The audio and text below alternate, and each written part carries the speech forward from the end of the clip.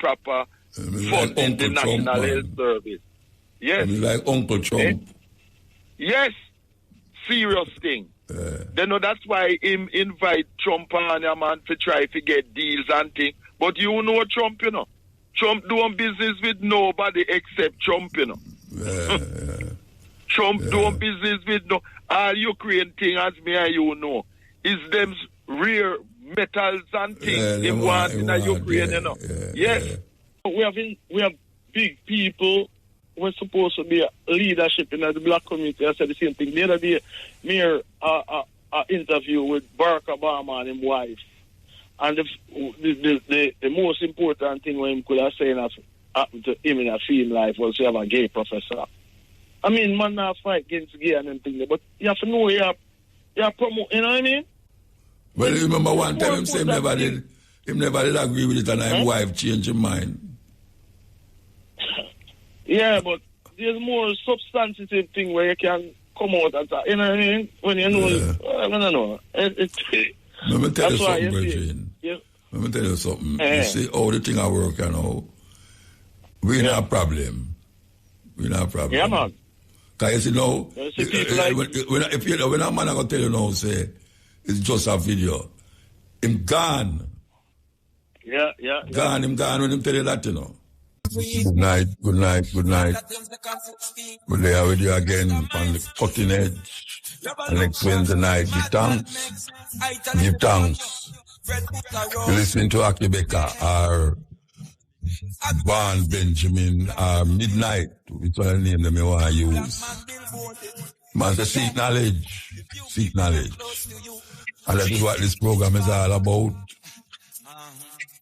Trying to unravel the mysteries of times and more times. And a lot of the things that them tell us over the years that we come to know that is either not true because they make it up or it's just fables, mythologies that derive from the experience of men. And most of the time it's men who really come between us and ourselves and cause us to be who we are right now, which is not a lovely sight to be all that way that we have right now. So we're trying to find it back.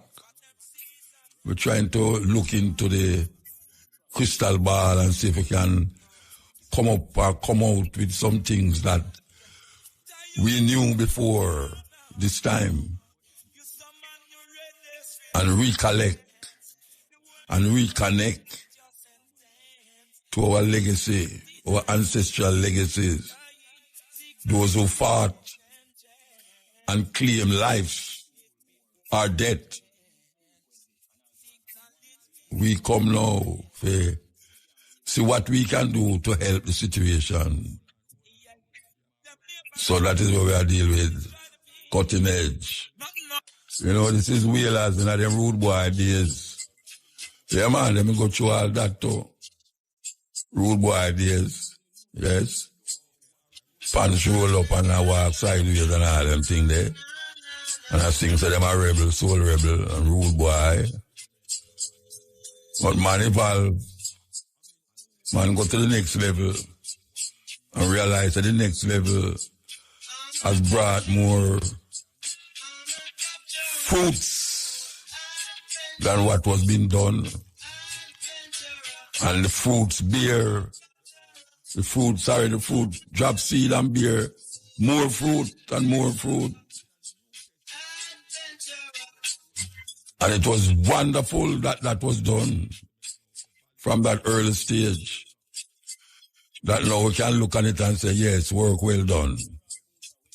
Work well done. So we have to run for no cover again. Them control all the cover now. Yes. A different kind of rebel, soul rebel, all the different kind of rebels you can think about. That's the way of human beings. You start at one place and you end up at the other place, and sometimes you don't even know why you reach over there. So But then when you reach over there, you realize there's a purpose. There's a purpose. So you have to just find that purpose. Come together with yourself. As long as you can free yourself. You make you happy, you make you sad. Don't let them tell you no foolishness. It all depends on you. Yes, all depends on you. Yeah, the man say run for cover. Rebel taking over.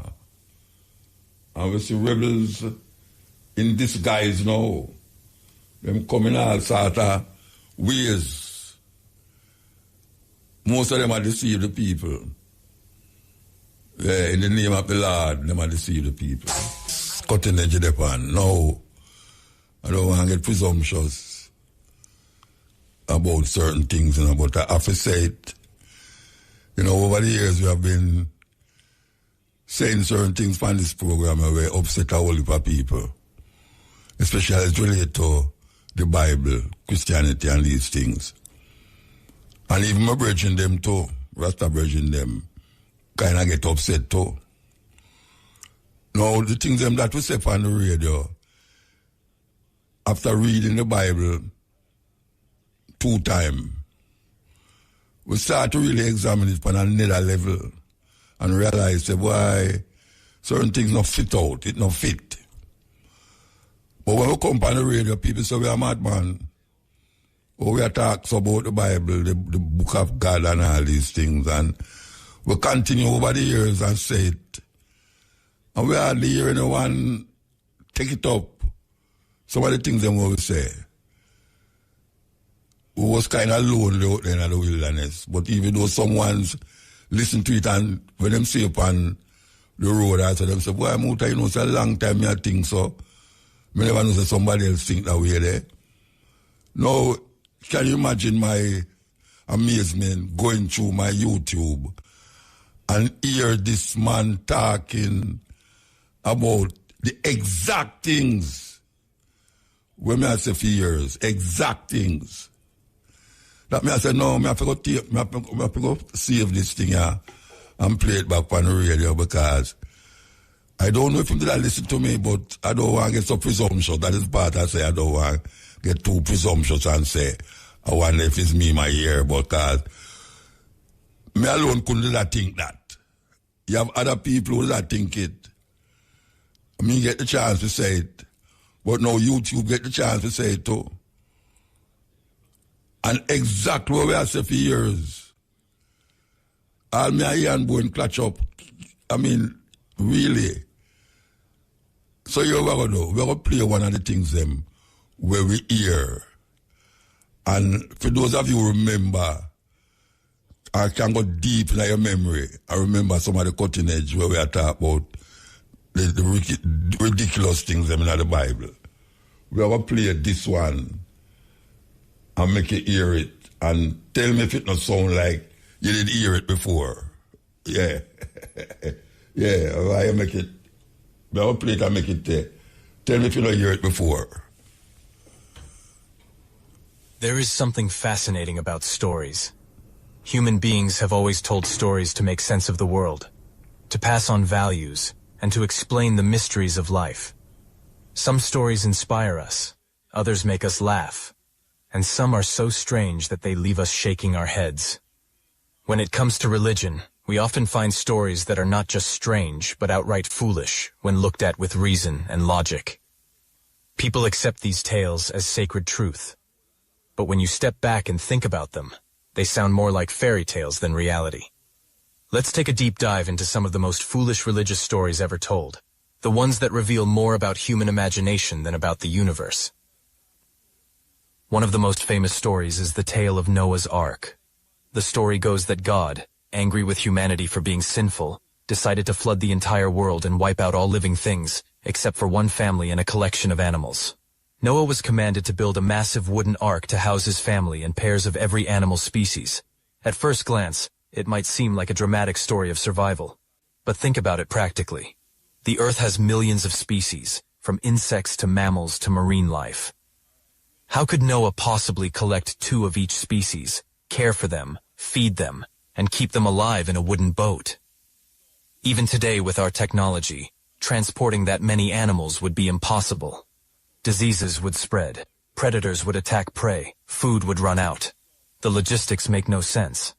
Not to mention, the flood supposedly covered the entire planet, which means water would have covered Mount Everest as well. Where would all that water have come from? And where did it go afterwards? This story might have been an ancient attempt to explain local floods, but taken literally, it becomes one of the most foolish stories ever imagined. If we tried to repeat Noah's feat today with all our modern tools, it would still fail. Another strange story is the tale of Jonah and the whale. According to the Bible, Jonah refused to follow God's command, and as punishment he was swallowed by a huge fish or whale. He stayed inside its belly for 3 days and 3 nights before being spit out alive. On the surface, this sounds like a powerful message about repentance and second chances, but biologically and logically it makes no sense. Whales do not have the anatomy to house a human being alive. Their stomachs are filled with digestive acids that would kill a person in minutes. Even if you survived the swallowing, you would suffocate without air. And 3 days inside would mean death from lack of oxygen, dehydration, and digestion. The idea that Jonah walked out alive is as believable as someone living inside an oven for 3 days without being burned. Yet, this story is told to children as if it really happened, when it is clear that it belongs in the realm of fables, not facts. Perhaps one of the most disturbing yet foolish stories is the tale of Lot and his wife. In the story of Sodom and Gomorrah, God supposedly destroyed 2 cities because the people were wicked. Lot and his family were told to escape, but warned not to look back. As they fled, Lot's wife glanced back at the city, and instantly she was turned into a pillar of salt. Think about that for a moment. A human being looking over her shoulder and being magically transformed into a block of salt. Does this sound like divine justice or more like a mythical curse from an ancient storyteller trying to scare people into obedience? Salt pillars form naturally in desert areas, and this story might have been created to explain their existence. Instead of saying they were geological formations, storytellers invented a supernatural tale. And yet, many believers still think it literally happened. What kind of lesson is this supposed to teach? That curiosity deserves a death sentence? It is another example of how ancient people mistook superstition for truth. Then there is the Tower of Babel story, one of the most unintentionally funny tales in religious texts. Humanity, united in language, decided to build a massive tower that reached the heavens. God, feeling threatened, decided to confuse their speech so they could no longer understand one another, and the tower project collapsed. From this, believers claim we got the diversity of languages in the world. But the idea is absurd. Imagine the creator of the universe feeling threatened by a pile of bricks. The thought that humans could build a tower tall enough to reach heaven makes no sense in light of modern science. We know space extends infinitely, and the Earth itself is tiny in the universe. Even the tallest skyscrapers today only scratch the atmosphere, not the stars. Language diversity comes from cultural and social evolution, not from a divine act of sabotage. The Tower of Babel story reveals more about the insecurity of ancient gods than about reality. Another foolish tale is the story of Balaam's talking donkey. In this story, a man named Balaam was on his way somewhere when his donkey suddenly stopped, refusing to move. Frustrated, Balaam began to beat the animal. But then something incredible happened. The donkey began to speak in human language, rebuking Balaam for his behavior. On one level, this is meant to show that God can use anything, even an animal, to send a message. But let's be honest, the idea of a donkey speaking fluent human language is pure fantasy. Donkeys do not have vocal cords or the brain structures to form words, let alone sentences. If this story were told outside of religion, people would laugh at it the same way they laugh at fairy tales about talking animals. Yet, because it is written in a religious text, people treat it as sacred. The moment you apply the same logic you would use with any other story, you see how ridiculous it really is. Then there is the bizarre story of Samson and his magical hair. Samson was a man supposedly blessed with incredible strength as long as he never cut his hair. He fought lions with his bare hands and defeated armies, but when his hair was cut, he lost his strength. Eventually, his hair grew back, and with one last act of strength, he pulled down a building, killing himself and his enemies. The moral is supposed to be about faith and obedience, but the logic falls apart. Hair is just dead protein fibers. Cutting it does not weaken your muscles. Imagine if strength could be transferred through hair length. Barbershops would be the most dangerous places in the world. Clearly, the story is symbolic, but taken literally, it is foolish. Strength comes from muscle, nutrition, and training, not from hair length. It is another example of how myths were mistaken for fact. Equally strange is the story of Joshua and the walls of Jericho. According to the book of Joshua, the Israelites marched around the city of Jericho for 7 days, blowing trumpets. On the 7th day, the walls of the city collapsed miraculously, allowing them to conquer it. The idea that sound waves from trumpets could bring down stone fortifications is beyond foolish. If sound had that kind of destructive power, every marching band would be a weapon. Archaeological evidence also shows that Jericho's walls did not fall in the way the story describes. But for believers, the story remains a miracle of divine intervention. In reality, it is simply another attempt to glorify conquest through supernatural storytelling.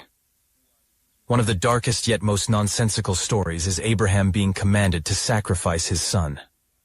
In the Bible, God tests Abraham's faith by ordering him to kill his child. Just as Abraham is about to do it, God stops him and provides a ram instead. Believers interpret this as a story of faith and obedience, but step back and think about it. What kind of moral lesson comes from a father being willing to kill his own son just to prove loyalty? If any parent today claimed they were about to sacrifice their child because God told them to, society would see them as delusional or dangerous. The story glorifies blind obedience over compassion and rational thought. It is presented as holy, but it is really a disturbing example of how religion can twist morality into something grotesque. Another foolish story is the idea of a global resurrection where billions of bodies will rise from their graves at the end of time.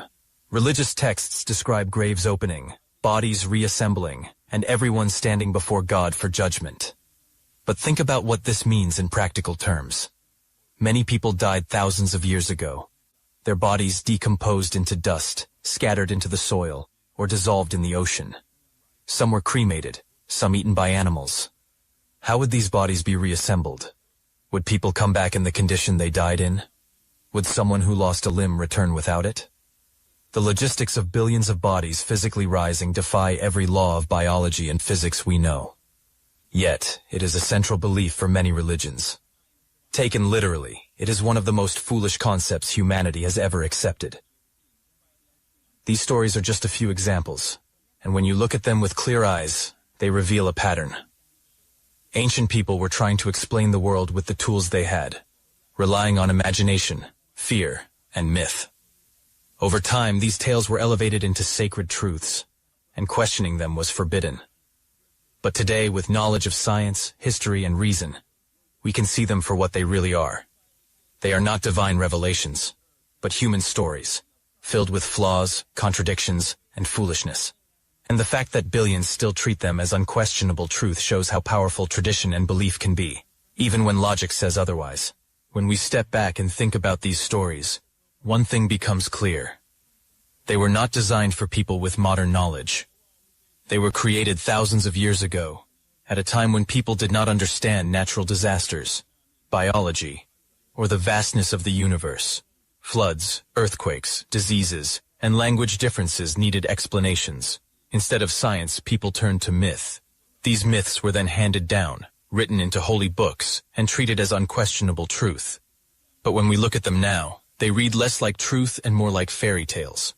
Let us go deeper into the logic, or rather the lack of it, behind these tales. Take the story of Jonah again. Imagine trying to teach biology in a classroom and saying, yes, humans can live inside a whale's stomach for 3 days without oxygen, food, or water.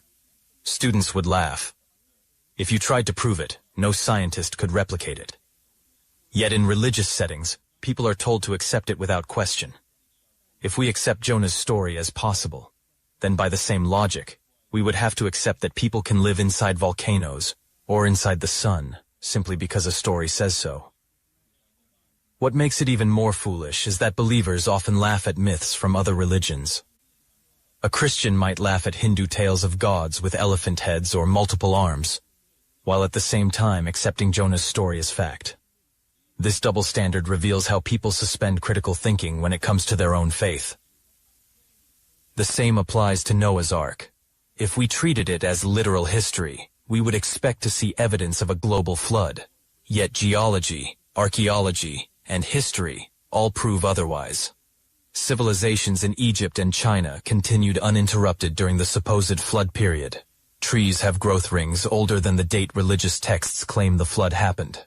Animal species are distributed across continents in ways that make no sense if they all started from one boat landing in the Middle East. For example, how did kangaroos hop all the way to Australia without leaving bones behind across Asia?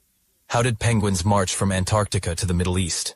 How did freshwater fish survive when the entire world was covered in salt water? Believers often say it was a miracle, but using miracles to explain everything just avoids the obvious conclusion. The story is not real. It is a myth based on local floods, stretched into a global legend. The story of Lot's wife is also an example of fear-based storytelling. Turning into a pillar of salt for looking back teaches people not to question, not to hesitate, and not to be curious. The moral is obedience, not wisdom. If we applied this lesson today, it would be dangerous. Imagine telling children, "Never look back or ask questions, or you will be destroyed." That is not morality. It is control. And notice how the punishment does not fit the crime. Looking back is a natural human reaction. If a city behind you was being destroyed, anyone would want to glance at it. The fact that the story punishes normal human behavior shows that it was designed to scare people into blind obedience, not to guide them with reason. The Tower of Babel is another case where fear and control are hidden beneath the surface. If the story were true, then God divided humanity simply to stop cooperation. Think about what that implies. Instead of celebrating human progress, creativity, and teamwork, the story teaches that progress angers God. Even more ironic is that today we actually do build towers that scrape the sky, and nothing supernatural happens. Airplanes fly higher than any tower, satellites orbit the planet, and spacecraft travel beyond the atmosphere. None of these achievements were stopped by divine intervention. The diversity of languages has been studied by linguists, and we know it developed naturally over thousands of years. The Tower of Babel story is not just foolish. It also discourages human ambition and cooperation by turning them into sins. Balaam's talking donkey may be one of the most laughable stories, but it also reveals something about human psychology.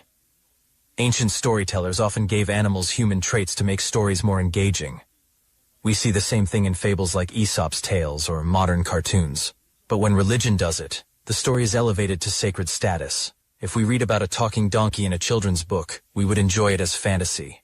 When it is in the Bible, people are expected to treat it as literal truth. This shows how much authority religion has over human thinking. People suspend their common sense simply because the story is packaged as divine. The story of Samson is another tale that, when taken literally, creates absurd ideas about strength and power. If hair truly gave strength, then bald people would be weak and powerless. But history shows us that strength comes from training and environment, not hair. Ancient people probably used this story to symbolize dedication and purity, but later generations took it literally. Today it is still told as a true account. If a modern movie showed a superhero who loses strength when his hair is cut, audiences would recognize it as fantasy. But when the same story is in a religious book, it becomes unquestioned truth. This shows how belief can distort logic. The fall of Jericho's walls after trumpet blasts is another example. Sound can be powerful, but it cannot topple stone walls. Engineers know this, archaeologists know this, and yet the story persists as a miracle. What is more likely, that stone walls collapsed because of divine sound waves, or that this is just a myth to glorify a conquest? History is full of conquerors exaggerating their victories. Victors often claim that gods were on their side, making their success inevitable. The Jericho story is no different. It was a way of saying, our God is stronger than your walls. But when stripped of its religious coating, it becomes obvious that it is a tale of propaganda, not reality. Abraham's willingness to sacrifice his son is perhaps the most disturbing of them all. The story normalizes blind obedience to authority, even at the cost of morality. In today's world, we call it child abuse.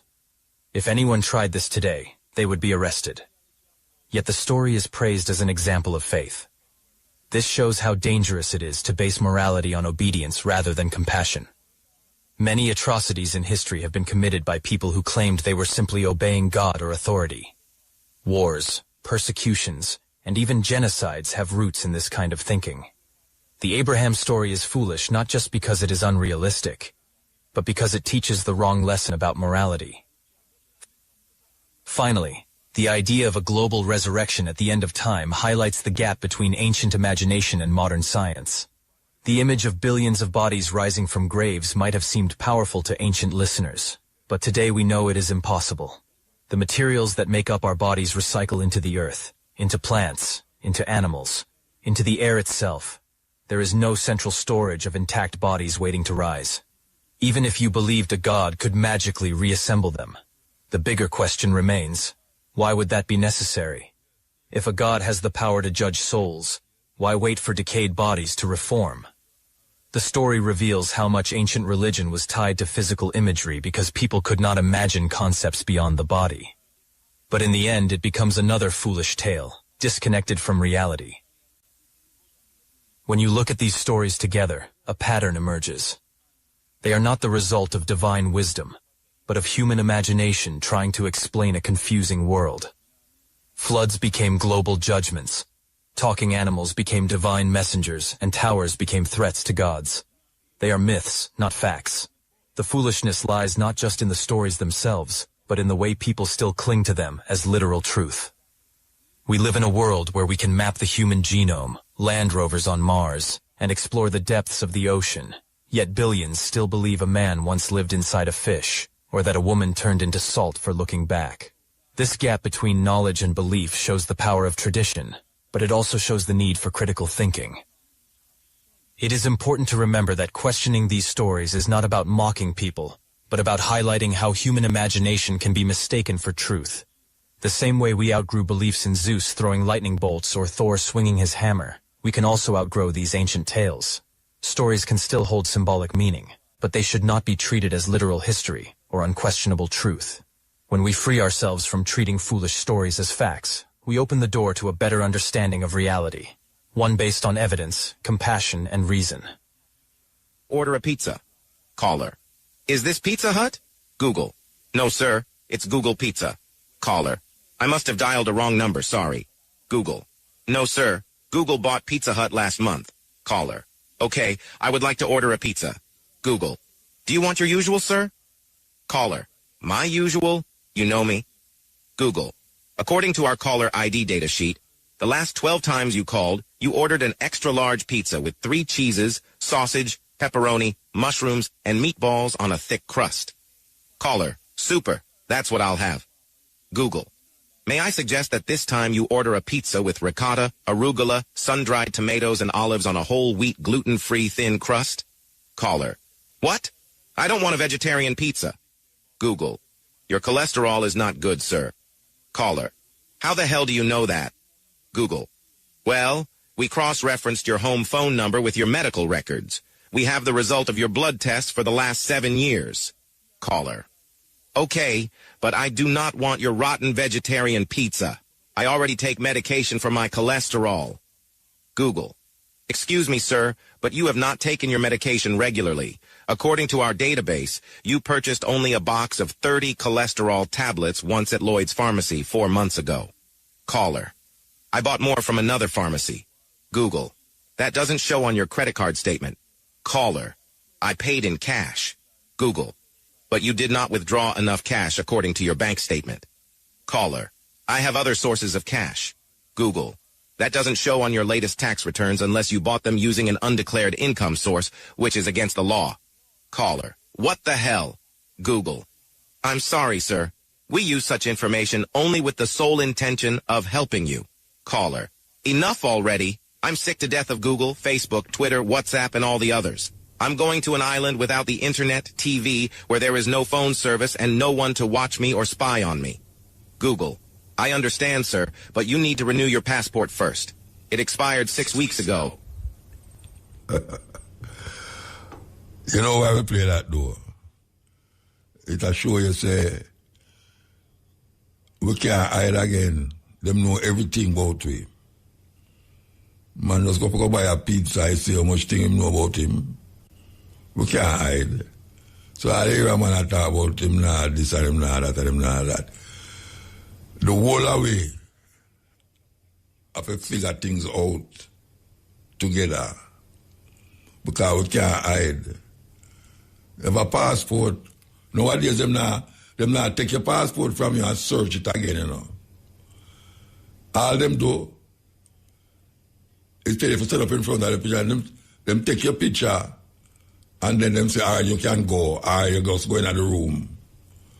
Because your picture alone, when your picture come up on the computer, it tell them everything what they want to know.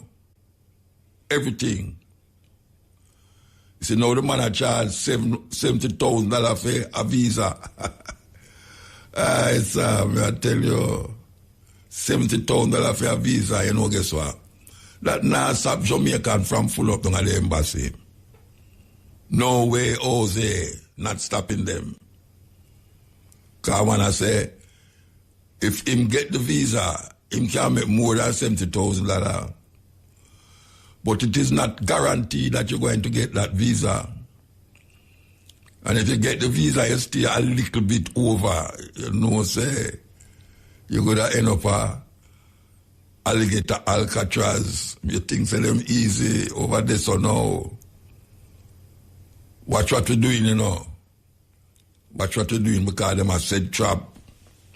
Yes, they are set trap. And you don't believe it's trap.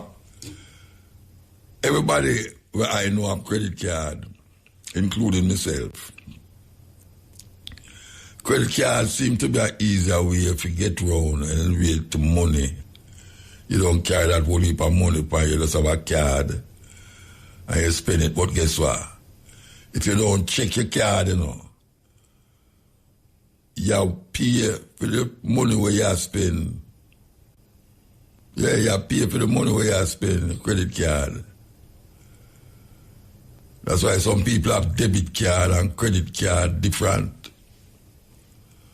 But them know you. Because you see them thing up on the back of the credit card. You think you just did it just so. You see all them long number where you see on the credit card or the debit card. You think they just did it just so. No, man. It's a passageway to the whole of your life. Yeah, it's a passageway to the whole of your life. Them done mark already. So, all we are talking about, none of way are escape.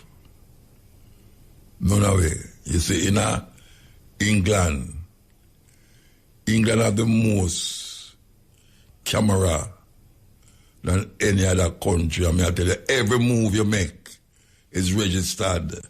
Every move. Them know where you're there. Them know where you eat. Them know your wife. You know you pick with them. Yeah, man. You see how you look at nobody with your passport down at the bottom there. You think you just did it just for that, just for look sake. No. Them not searching your passport again. Them don't seal up that facial identification them I work with, you know. Like when your computer, now them say if you want to use your face for open your computer, you can use it. But you see that little thing that we have no name, iPhone and smartphone and whatever them call them, it don't register you already. Don't register you. It's about your fingerprint.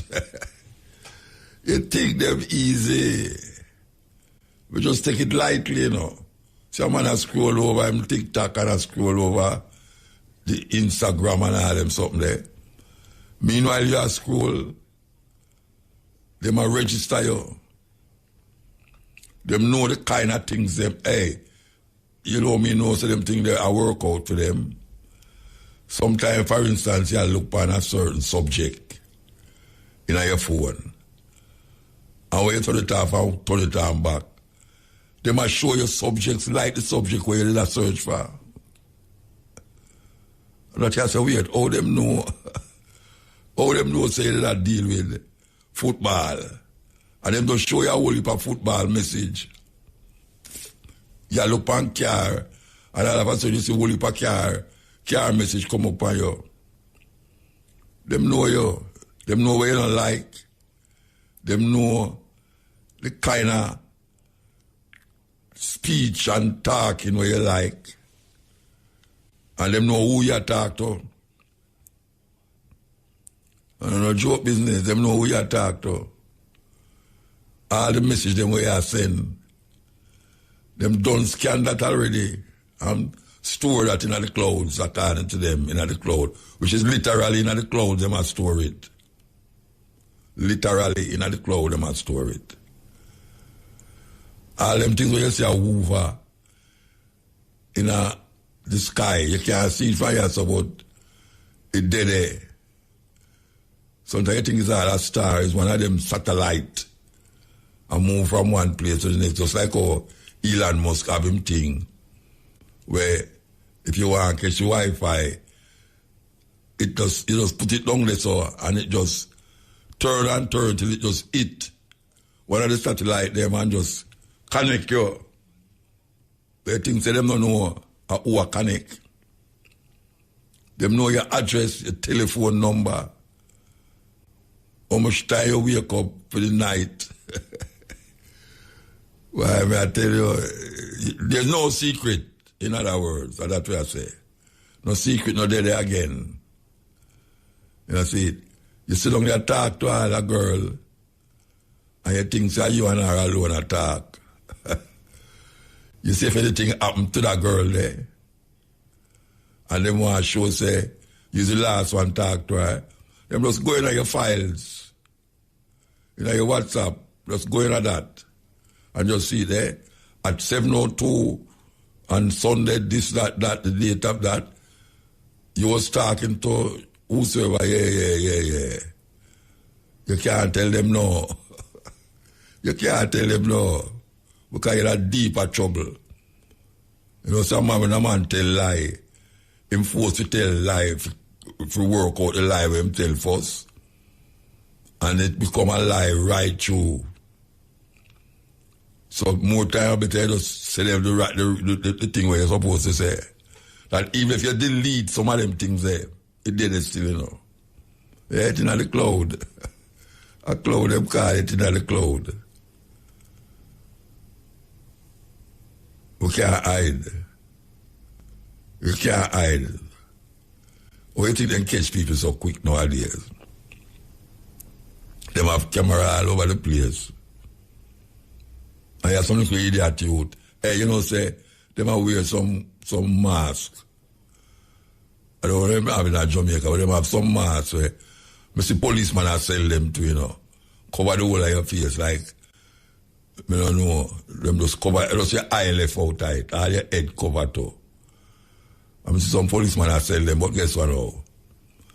You know, say, if them pick you up on one of them camera there, and you have on the mask, them can carry it in a them laboratory and remove the mask off of your face and identify you as such and such a person.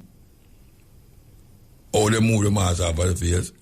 By technology, science and technology. They move it off of your face and say, oh, because the mask itself will do an outline of your face already. So, already a mask up your head and a mask up your face and them things and say, boy, you're safe. The people them in the place where you're robbed, them can't see you, them can't identify you, but guess what? The camera, them identify you, then why think them catch the people them so quick?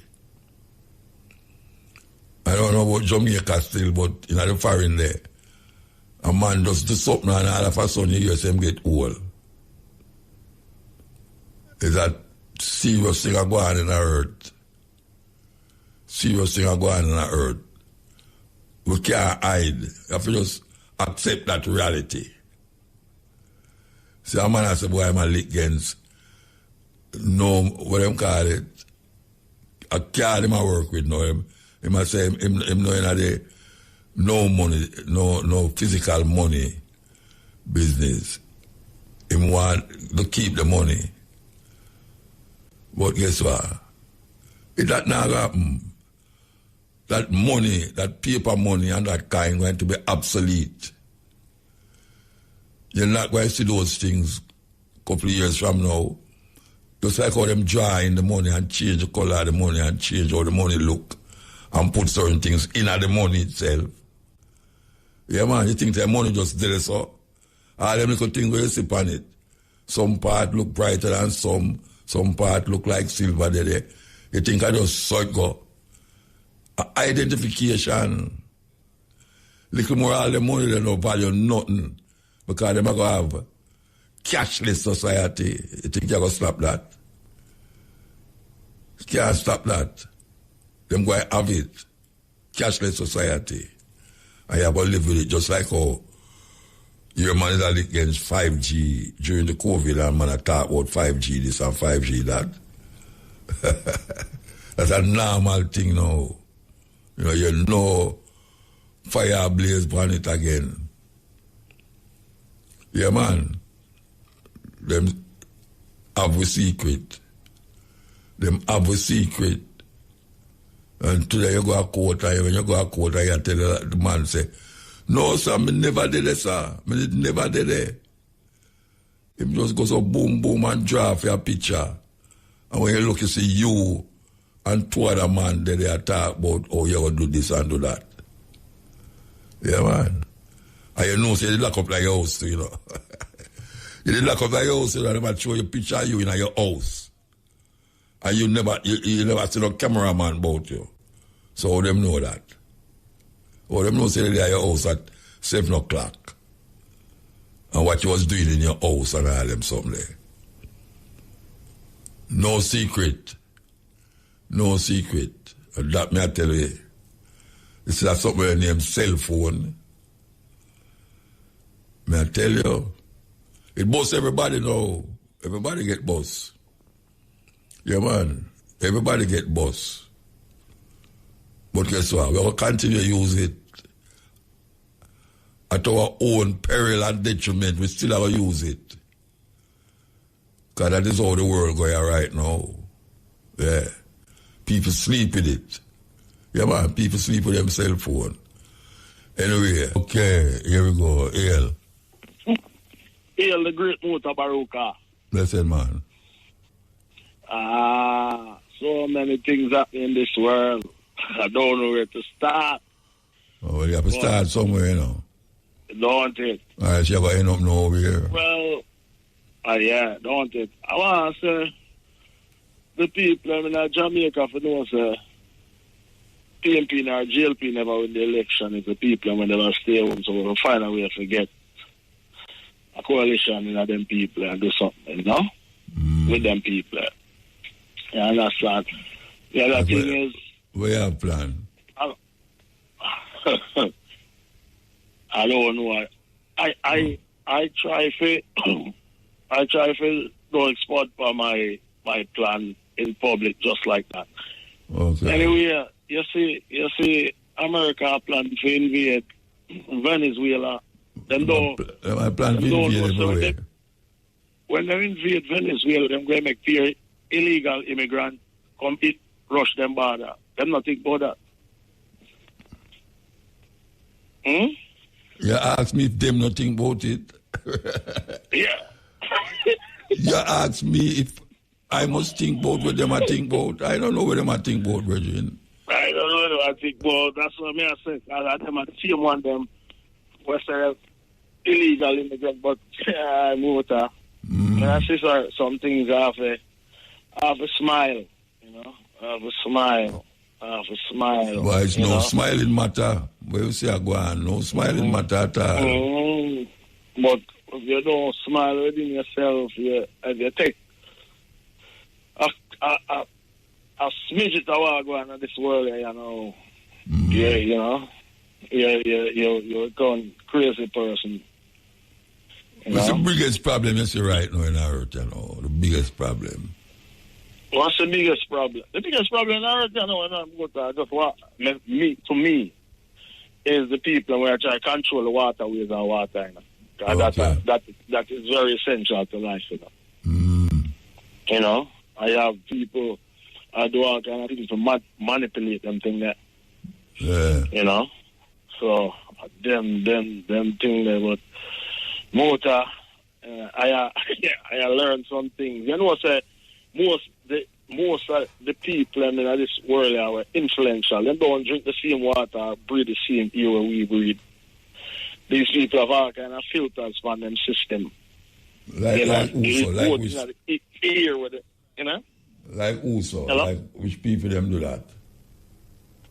People must say that like we can afford it. You know, I changed my profession recently, and we got ear quality. I got the feel of ear quality, you know. Yeah.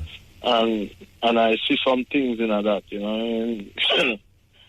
And I wonder, I don't understand most of the thing where I do, but if it's real, you know what I mean, like people who have money, them have all kind of thing where them have feel to what we are used, you know. And yet still we as our little Jamaican people, all them depend on TikTok and Instagram about foolishness and not try to learn anything positive outside, you know. You know, to say most of the positivity. You know, to say most of the music video them, 99.9999% of them appear black woman are wind up, and a cock out, and a skin up. Yeah. Them not have no use for that, no use for it again. No use. Yeah. The video them not have no storyline. No story, just wind up. Pure wind up. And sometimes I ask, may I reason with some people when me I say, should I have some info, you know? Because the quickest thing them I going to tell you is just a video. So me I going to say to them, say, just a video? Because me remember some of them people name, and me know some of them people. So me I say to them, say, who is for lack of a better example? Me said to somebody, say, why the white version of the girl named Nicki Minaj? And them can't tell you, you know, but you have these young ladies that influence a black girl, them and I tell them all kind of, you know what I mean? And them say it's just a video, it's just a video. Yeah, them don't know the power of TV and phone and all them, so I mean just a video. Them don't know those, them don't understand them things. Just a video. And but we have big people. We're supposed to be leadership in the black community. I said the same thing. The other day, me heard an interview with Barack Obama and his wife. And the most important thing when he could have said happened to him in a film life was to have a gay professor. I mean, man, not fight against gay and everything, but you have to know you have promote, you know what I mean? Well, you remember one time him say him never did agree with it and his wife changed his mind. Yeah, but there's more substantive thing where you can come out and you know what I mean? When you know, I don't know. Let me tell you something, Bridget. Let me tell you something. You see how the thing I work, you know, we not a problem. Yeah, man. Because you know, when a man I gonna tell you now, say, it's just a video. Him gone. Yeah. Him gone when him tell you that, you know. Yeah, man. Every video when we watch, when we see, of black woman, not even half naked again, because sometimes you see people half naked, them not half naked again.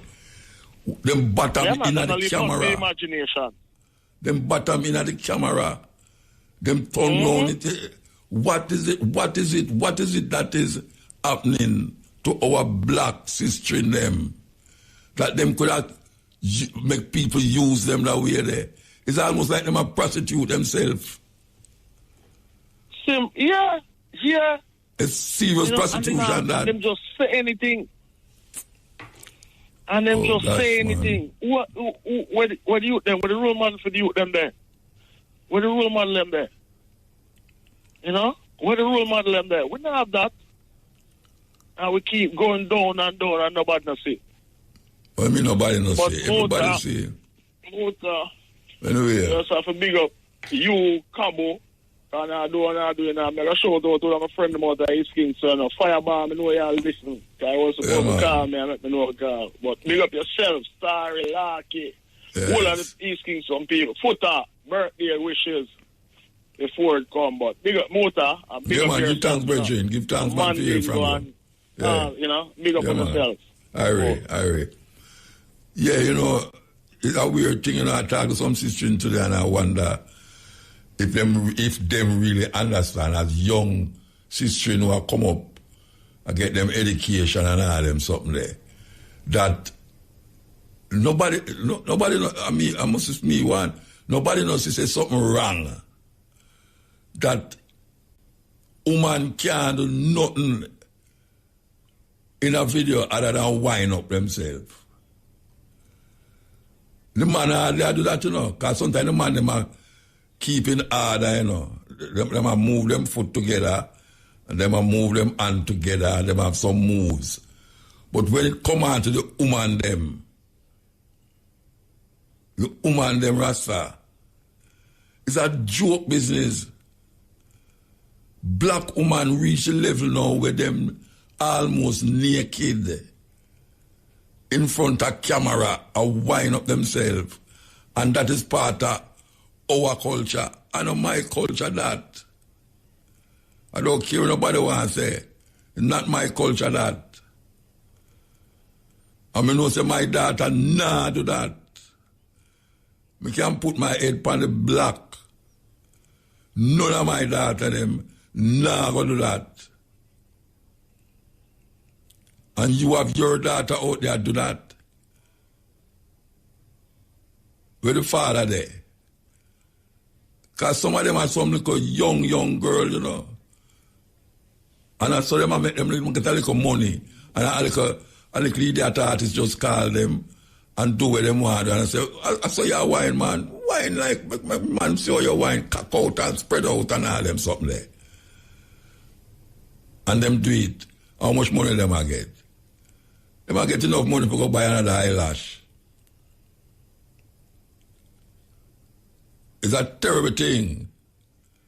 That's how we reach after so much, how much our brethren and sisters come for change of face of agony and pain and turn it into some joy where black people can really say, well, work well done.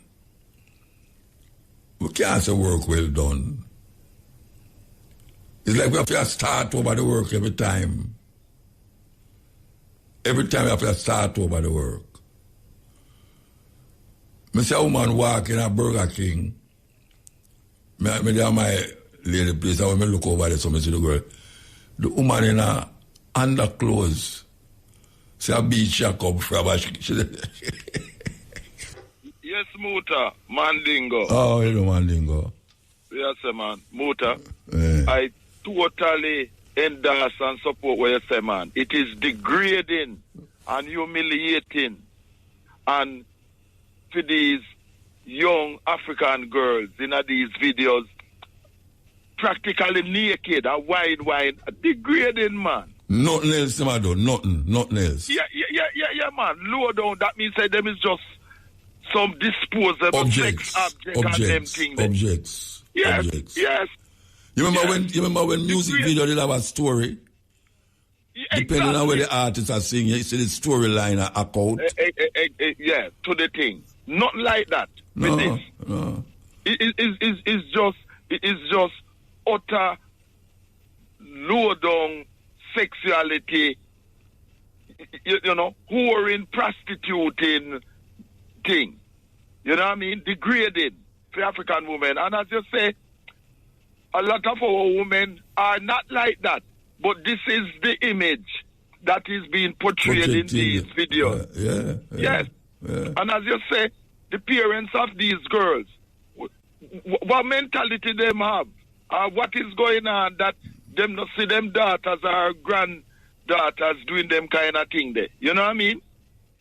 And the thing is that, a whole heap of them not getting no money to sustain themselves with it, Exactly. I just a little KFC lunch money and them thing there. A little fingernail money. Yes, you have to do eyelash. Eyelash money. Man. Yeah, and we really, people like me and you, as Pan-Africanists and Cabo, we really have to come out and blast things like that, man, and, big up to the brethren we not talk before and them things, man. So, we not stop on that, too. Because we can't stop on it, brethren, because... No, we have to uphold I turn on my TV to go watch certain things, and I say, I watch some local thing, because... I watch so much foreign thing for me, I go watch some local thing. I have to switch. Because it disgusts me, man, to know, say, these black sisters get on the TV and wind up so. For what? For what? Degrading, man. Degeneracy. None of that. And we not stop blast on them thing there because we don't want them thing there, out and thing. And there you see, Monday the 29th of September there, how they murder the top South African diplomat Nassi in Paris. No, me hear about him, I never know time the murder. Yes, the top South African diplomat in booking a 22nd floor 4-star Paris hotel. And his wife get a worrying phone call from him on Monday. And then shortly after that, his body was discovered nearby at the hotel. And the security window business for him hotel thing was breached. So, a foul play. And so what them suggest happen? What them suggest? Who responsible? Well, what my sources, as a journalist are saying, is that the Israelis, them involved. Again? Because... remember, them vex both how South Africa say them guilty of genocide and, the ICC report and them thing there, Yes. But people now say the youth, the way Donald Trump love off and the American, them try to turn him into Jesus, the Kirk. Them now say the Israeli, them do it too. Because him refuse them bribe to go along with certain things where them want them to killer wanted to. So them say yes. And that is in collusion, some of my sources are saying, with British MI6, which is the foreign British thing, and the US CIA, etc. Because them all work in collusion. Because Israel can't do what them do.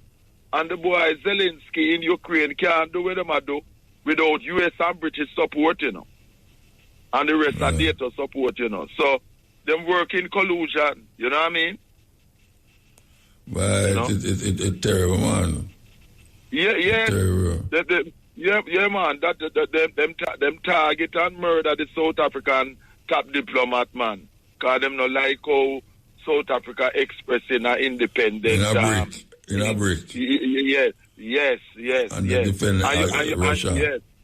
Yes. And you notice how Myanmar knock out against the genocide thing and how them want to turn Gaza into a desert and things. The leader for CARICOM, which is the Prime Minister of Jamaica, don't mention a teeth about this Gaza thing. No mention nothing. Nothing. Exactly. And him did not boycott him and Trinidad and Tobago, the Indian racist prime minister, them never walk out for Netanyahu like the others who did. Right, in the UN thing. Yes. So Andrew one is have showing say him being allowed himself to be used by the Israelis to support them genocidal business. Yes. Because what the Israelis do, they make a tally of the countries that either were absent or who walked out. And it's 77 countries that did that. And of course, Jamaica was not in that, and Trinidad and Tobago was not in that.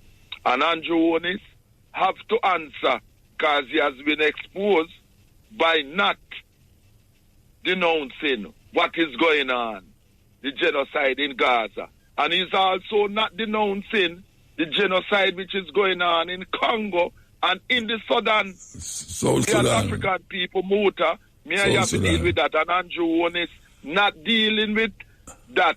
We're happening to African people in the Sudan and in the Congo, in the land of Marcus Garvey, which Jamaica is an African country. Andrew Onis not dealing with that. And neither is Mark Goldie, neither to both PNP and JLP. Both of them. Right? No, none of them mention nothing about none of them two things there. No, none of them. None of them speech, nothing at all, them not mention it. None of them speech. Come out and you shall lick in certain things hard. Exactly.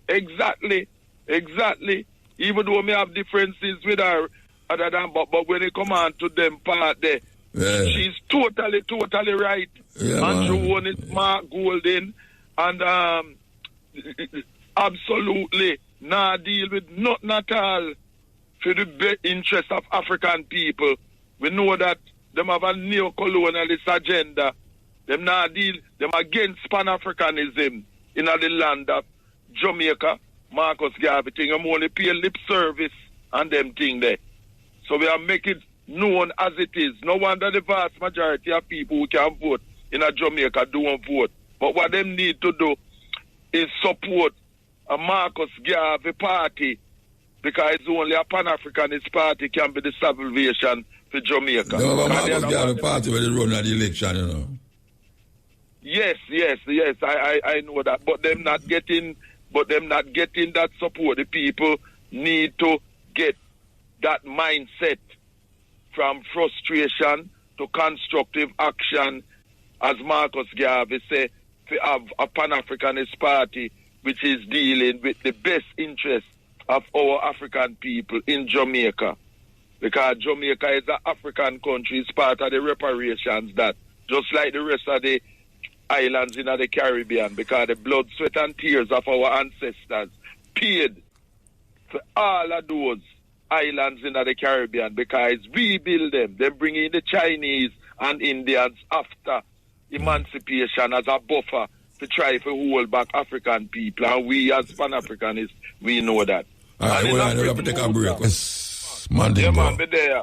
Yeah, man. And before me tell you the increasing pressure with Starmer and in a Brittany, let me just drop it. Reggae, I go on good same way. Brand new good reggae album from Lodi Pioneer, founder of the Pioneers Group, who lives in Brazil 20 odd years now. Him have a album named Reggae on the Scene, 12 songs, good album. And Upton Lindo, brand new album, this song's for you, and it have a bad tune on it too, with Master Grip. It's a house, it's not a home. Me know you know the original house, it's not a home. Yeah, man, a long time, so what about people do it? Yeah, man, but me I tell you, Master Griffiths and Upton Lindo do an excellent version for the new album.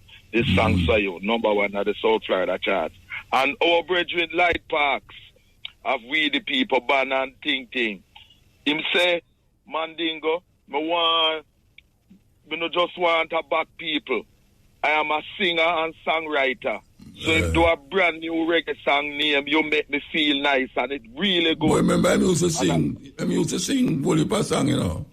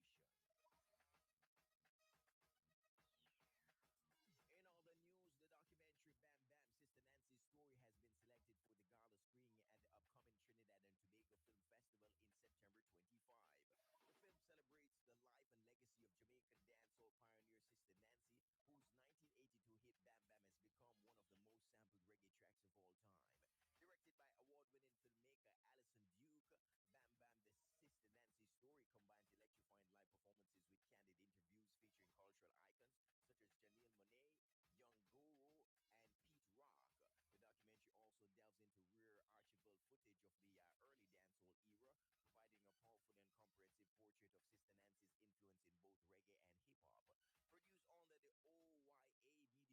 Group banner, the documentary has already made waves internationally, premiering at the Tribeca Film Festival. It continues to resonate with a diverse audience from reggae and hip-hop fans to gamers and music lovers worldwide, underscoring the timeless appeal of Sister Nancy's artistry. The gala screening and after party will take place on Thursday, September 25 in Port of Spain, Trinidad. The fireman Capitan is showing no signs of slowing down. The artist, of course, affectionately known as King Shango, is preparing